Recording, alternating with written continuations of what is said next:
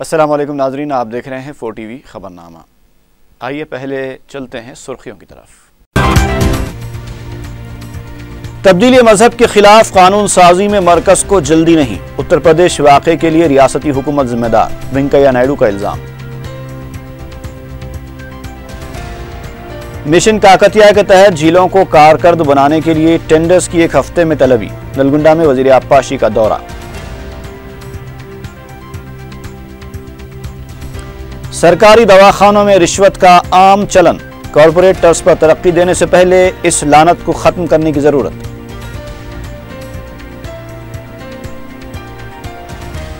और मुलाजिमत के नाम पर अबू धाबी में खवातीन से जिस्म फरोशी का केस मंजर आम पर, ब्रोकर्स के खिलाफ केस दर्ज।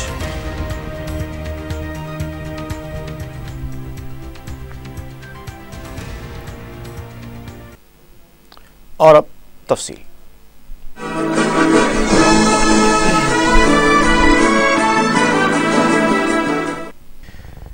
मरकजी पार्लिमानी उमूर के वजीर वेंकैया नायडू ने कहा है कि हुकूमत जल्दबाजी में इंसदाद तब्दीली मजहब कानून नहीं लाएगी। मीडिया से बात करते हुए उन्होंने कहा कि इस मामले पर अपोजिशन गैर ज़रूरी वावेला मचाते हुए अपनी तशहीर कर रही है। उन्होंने कहा कि मजहब की तब्दीली का वाक़या उत्तर प्रदेश में पेश आया और इस वाक़े की जिम्मेदार रियासती हुकूमत है, और दूसरी तरफ अपोजिशन है कि इस मामले पर हुकूमत से बात करने के लिए इसरार करती है और हुकूमत का जवाब सुनने के लिए भी तैयार नहीं है। अपोजिशन के इन हरबों के बावजूद ऐवान की कार्रवाई कामयाबी से चलाई जा रही है।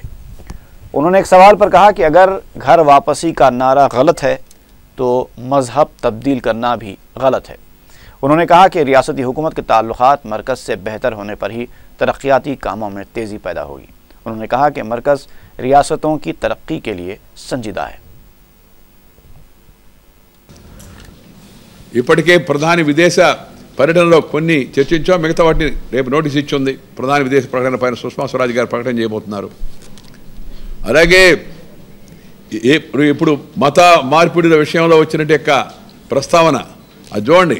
మత మార్పిడుల గురించి ఆగ్రాలో జరిగిన సంఘటన పైన గందరగోళం చేశారు.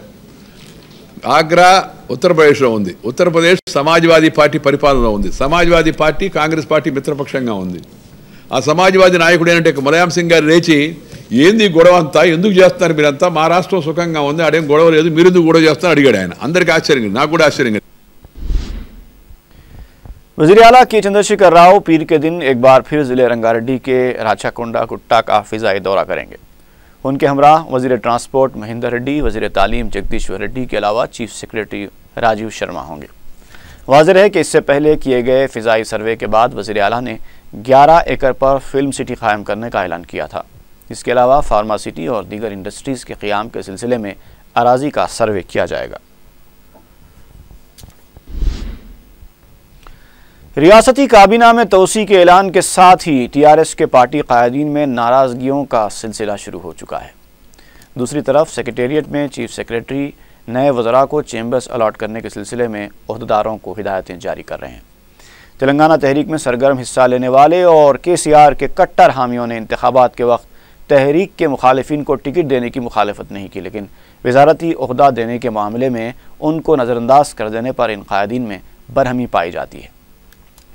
चीफ विप के तौर पर मुकर्रर किए गए के ईश्वर ओहदा लेने से इनकार कर रहे हैं। उनके अलावा जी गोवर्धन, श्रीनिवास गौड़, गणेश बक्का, जी वेंकटराव और ई रविंद्र रेड्डी जैसे कायदीन का नाम KCR की फहरिस्त में शामिल नहीं है, जिन्होंने तेलंगाना तहरीक में काफ़ी सरगर्म रोल अदा किया था। वज़ीर आला के चंद्रशेखर राव ने नए चेहरों को शामिल करने से पहले ही मुखालिफिन को खामोश करने के लिए पार्लिमानी सेक्रेटरी का कार्ड खेला है, जिसके ज़रिए वो करीब 5 से 6 मुखालिफिन को खामोश कर सकते हैं। तेलंगाना हुकूमत में 29 महकमे हैं, जबकि तेलंगाना असम्बली के अरकान की तादाद के मुताबिक सिर्फ 18 वज़रा बन सकते हैं। वज़ीर आला के पास जो कलमदान हैं वो उनकी ज़िम्मेदारी पार्लिमानी सेक्रेटरीज़ के हवाले कर सकते हैं। पार्लिमानी सेक्रेटरी वज़ीर के बराबर तो नहीं होता, लेकिन उसको इख्तियारात दिए जाते हैं। 1978 में चिन्ना रेड्डी ने इन ओहदों का इस्तेमाल किया था। उसके बाद KCR ने एक बार फिर इन ओहदों का इस्तेमाल करते हुए मुखालिफिन को खामोश करने का मंसूबा बनाया है। इसके अलावा वज़ीर आला ने करीब 6 से ज़ायद अहम कॉरपोरेशंस में अरकान असम्बली को मौका फराहम करने का भी तयख़ुन दिया है। टीआरएस की खातून अरकान में भी तेलंगाना के कट्टर मुखालिफत करने वाली कोंडा सुरेखा को वजारत देने के ऐलान की क़ियास आराइयों पर शदीद बरहमी पाई जाती है। 16 तारीख को 11 बजे नए वज़रा को हल्फ दिलाया जाएगा। वज़ीर आबपाशी हरीश राव ने कहा है कि मिशन काकतिया प्रोग्राम के तहत झीलों को कारकर्द बनाने के लिए 1 हफ्ते में टेंडर्स तलब किए गए हैं। ज़िले नलगुंडा का दौरा करते हुए उन्होंने बताया कि नलगुंडा में 952 झीलों को कारकर्द बनाया जाएगा। 50 लाख रुपए के कामों को रेवेन्यू डिवीजन के तहत मंजूरी दी जाएगी। उन्होंने दौरे के दौरान पिंडली पाका केनाल के कामों का भी संग बुनियाद रखा। इस मौके पर उन्होंने कहा कि आइंदा 3 सालों में SLBC सुरंग का काम मुकम्मल कर लिया जाएगा।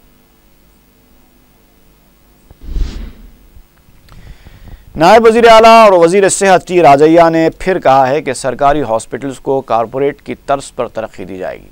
मीडिया से बात करते हुए उन्होंने कहा कि KCR की क़यादत में एक सेहतमंद तेलंगाना बनाया जाएगा। नायब वज़ीर आला ने बताया कि मुलाजिमतों की तक़सीम के अमल के बाद महकमे सेहत में मुलाजिमतों को बाकायदा बनाने के अलावा मखलूआत जायदादों पर तक़र्रुरात भी होंगे।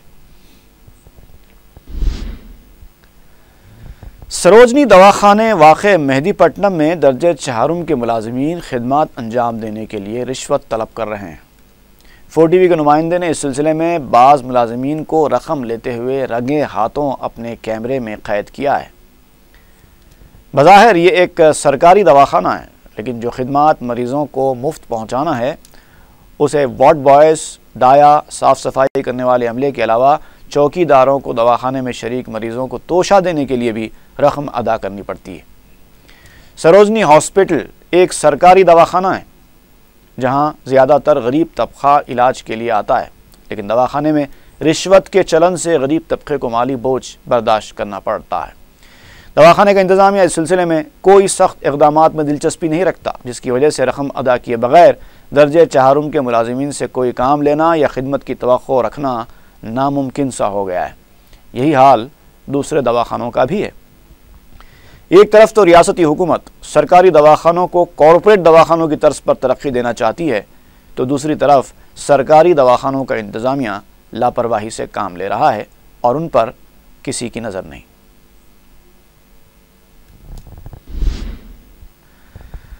रुकन राज्यसभा वी हनुमंत राव ने कहा है कि तेलंगाना में फुटबॉल को बड़े पैमाने पर फ़रोग़ दिया जाएगा। मीडिया से बात करते हुए उन्होंने कहा कि अदालत के फैसले के बाद तेलंगाना फ़ुटबॉल फेडरेशन कायम हो चुका है, लिहाजा एसोसिएशन की कारकर्दगी को बेहतर बनाने के लिए मुख्तलिफ लीग मैचेस मुनक़िद किए जाएंगे। उन्होंने कहा कि पेशरो आंध्राई हुकूमत में फ़ुटबॉल खेल को नज़रअंदाज किया गया था, लेकिन तेलंगाना रियासत में फ़ुटबॉल को बड़े पैमाने पर फ़रोग़ दिया जाएगा। उन्होंने वज़ीर आला से मुतालबा किया कि तेलंगाना तश्कील पाकर 6 माह का अरसा गुजर चुका है, लिहाजा अब तेलंगाना ओलंपिक एसोसिएशन को कायम किया जाना चाहिए।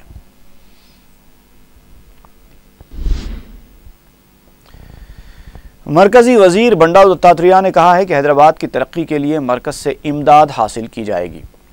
GHMC के मुख्तलिफ महकमेजात के अहदेदारों के साथ जायज़ा इजलास मुनक़िद करते हुए उन्होंने अहदेदारों को हैदराबाद में किए जाने वाले तरक्याती कामों की तजावीज़ फ़राहम करें ताकि इस सिलसिले में मरकज़ से फ़ंड्स मंजूर करवाए जा सकें। दत्तात्रेय ने बताया कि मूसा नदी की सफाई, गरीब अफराद में पक्के मकानात, ख़वातीन और नौजवानों में स्किल डेवलपमेंट, स्कूल्स में बैतुल खला और दीगर कामों के सिलसिले में पार्लिमानी इजलास के बाद जायज़ा लिया जाएगा। इजलास में हैदराबाद रंगारेड्डी के collectors, GHMC commissioner Sumesh Kumar, police commissioner Mahendra Reddy के अलावा मुख्तलिफ महकमों के आला ओहदेदारों ने शिरकत की।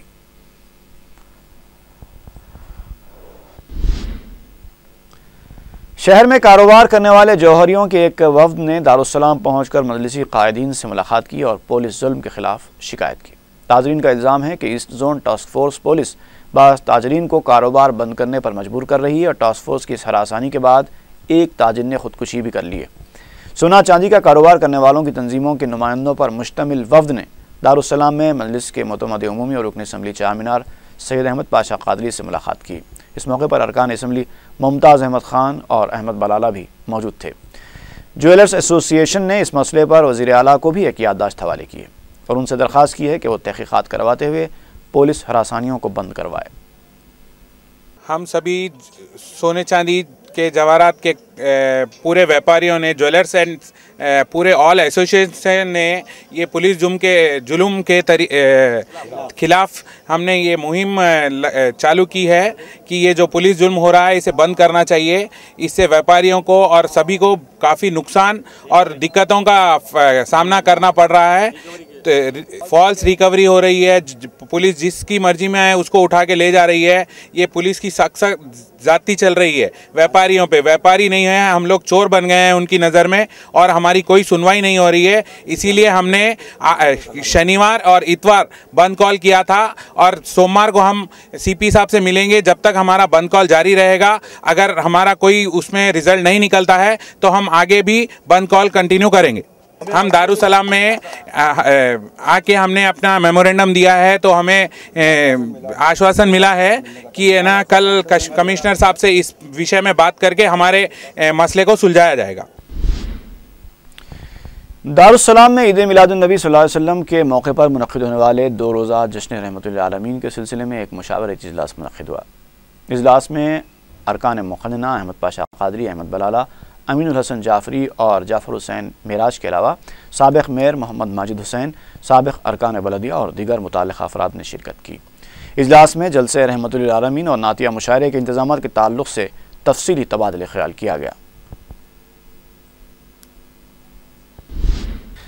हैदराबाद में रहने वाले किसान कर्ज मुआफ़ी के हक़दार नहीं हैं, तो फिर हैदराबाद में रहने वाले चंद्रबाबू नायडू आंध्रा के चीफ मिनिस्टर किस तरह बने? वाईएसआर कांग्रेस पार्टी के तर्जुमान वासी रेड्डी पद्मा ने यह सवाल किया है। उन्होंने कहा कि चंद्रबाबू नायडू का आधार कार्ड और वोट डालने का हक़ हैदराबाद में है, तो फिर वो आंध्रा के चीफ मिनिस्टर किस तरह हो सकते हैं? उन्होंने इल्ज़ाम लगाया कि वोट हासिल करने के लिए हैदराबाद से अवाम को आंध्रा मुंतकिल करते वक्त ये बात उन्हें क्यों याद नहीं आई। उन्होंने कहा कि किसानों को झूठ बोलने की ज़रूरत नहीं है। हैदराबाद में रहने वाले कई किसान आंध्रा में ज़राअत भी करते हैं। दरअसल चंद्रबाबू नायडू हर प्रोग्राम को आधार कार्ड से मरबूत करते हुए मुस्तहिकीन की फहरिस्त में कटौती करना चाहते हैं। जगतगिरी गुट्टा वाक़े जेडीमेटला में करीब 100 अफराद TRS में शामिल हो गए हैं, जिसमें साबिक़ रुकन बलदिया जगन भी शामिल हैं। इस मौके पर TRS के senior leader N Hanumantha Rao की सदारत में एक तकरीब भी मुनक़्क़िद हुई, जिसमें उन्होंने पार्टी में शामिल होने वालों का खैर मक़दम किया।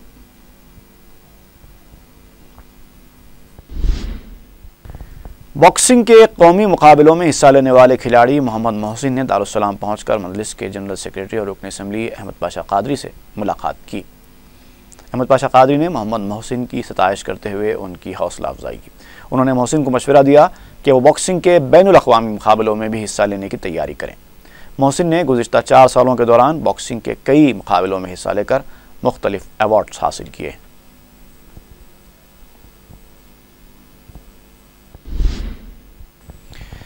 शुहदाए करबला के चहलुम का मातमी जुलूस आलिजा कोटला से बरामद हुआ। 40 के इस जुलूस में शिया बरादरी से ताल्लुक़ रखने वाली मुख्तलिफ तंजीमों ने हिस्सा लिया। सौगवारों ने नौहा खानी करते हुए सीना कोबी की। यह जुलूस गुलजार हाउस से होता हुआ अलावा सरतुख पहुंचा।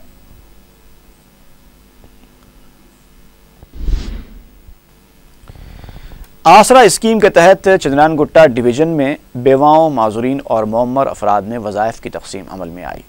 साबिक़ रुकन बलदिया समद बिन अब्दात ने ज़ायद 60 अफराद में वजीफ़े की रकम तकसीम की। इस मौके पर मुताल्लिक़ा MRO ज़हूर अहमद भी मौजूद थे।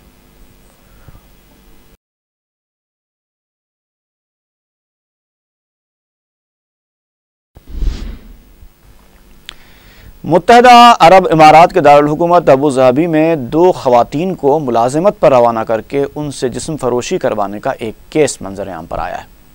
साउथ जोन DCP ने बताया कि गुंटूर की 2 ख़वातीन को फ़ातिमा और उसके बेटे इम्तियाज़ नामी 2 ब्रोकर्स ने घर के कामकाज के लिए अबू धाबी रवाना किया था, जहां फ़ातिमा का एक बेटा अमजद मुकीम है। इन ख़वातीन से ज़बरदस्ती जिस्म फरोशी करवाई जा रही थी और जानवरों जैसा सलूक किया जा रहा था। इनमें से एक खातून को कल्ब पर हमले के बाद हिंदुस्तान वापस भेज दिया गया, जिसके बाद ये केस मंजर आम पर आया। DCP ने बताया कि दूसरी खातून को भी वापस बुला लिया गया है और ब्रोकर्स के खिलाफ केस बुक कर लिया गया है, जिन्हें जल्द ही गिरफ्तार कर लिया जाएगा। उनकी गिरफ्तारी के बाद इम्कान है कि मज़ीद इंकशाफात होंगे और ऐसे मज़ीद केसेस का भी पता चल पाएगा। जाने के बाद इधर बोली ये काम, उधर जाके दूसरा काम में लगा दी सर। हमारे तो हम नहीं करते बोले तो ना खाने को तरसाई, हमारे को खून के आंसू रुलाई सर। हमारे तो फातिमा लेके गई थी। फातिमा को आप कहाँ पे मिले थे? अब हमारे को देखो, फातिमा दूसरों के नाम दूसरे वजह से मिली थी हमारे फातिमा। तो बोली बाहर लेके जाते 20-25 हज़ार रुपये आते, बोलते किसी को भी हिरिस होता काम बोली थी। ऐसे गंदे कामा बोल के हमारे को नहीं बताई थी। अगर ऐसा कामा है तो हम मर भी गए, ऐसे के कामा करने वालों में से नहीं थे हम लोग। इधर उन भी जाती अबू दुबई में, उसका बड़ा बेटा है, उन पकड़ता, उधर रखा था उन। इधर से माँ उधर से बेटा, अमजद है बेटे का नाम, अबू दुबई में रहता। अब मैं तो अब पुलिसों के वजह से, पुलिसों की इनसे मैं इंडिया की सूरत देखी। इनको हार्ट अटैक जैसा है तो इनको फौरी वापस कर दो बोले थे डॉक्टर। बोले तो वो बोलती जब उसी टाइम पे भी 40,000 वहाँ रखी, इंडिया तेरी माँ पहुँचती बोल के इसके बेटे को धमकियाँ दी, देखे 40,000 रुपये रखे तो इसको एयरपोर्ट पे बिठाए। लास्ट महीने में मुमताज़ बेगम, हसीना बेगम, दो गरीब औरत थोड़ा फैमिली प्रॉब्लम्स में ये बारकास का ब्रोकर्स इम्तियाज़ फातिमा से वो अबू धाबी गए थे।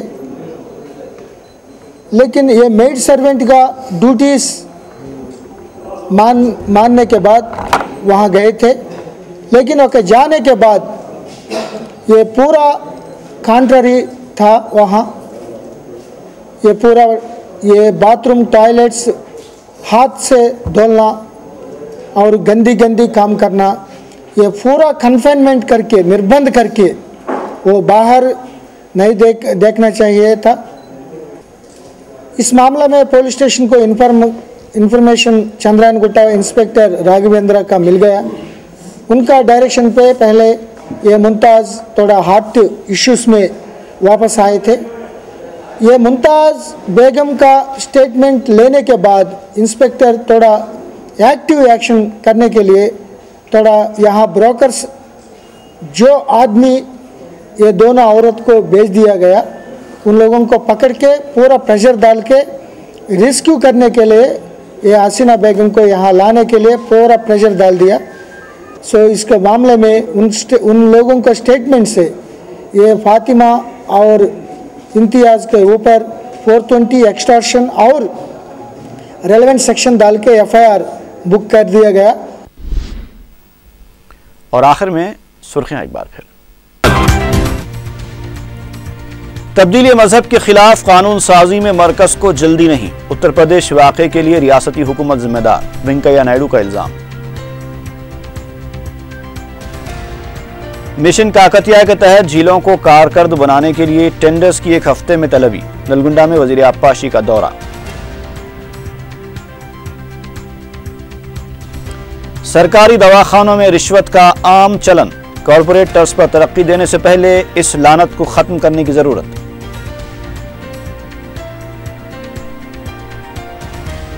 और मुलाजिमत के नाम पर अबू धाबी में खवातीन से जिस्म फरोशी का केस मंजर आम पर, ब्रोकर्स के खिलाफ केस दर्ज।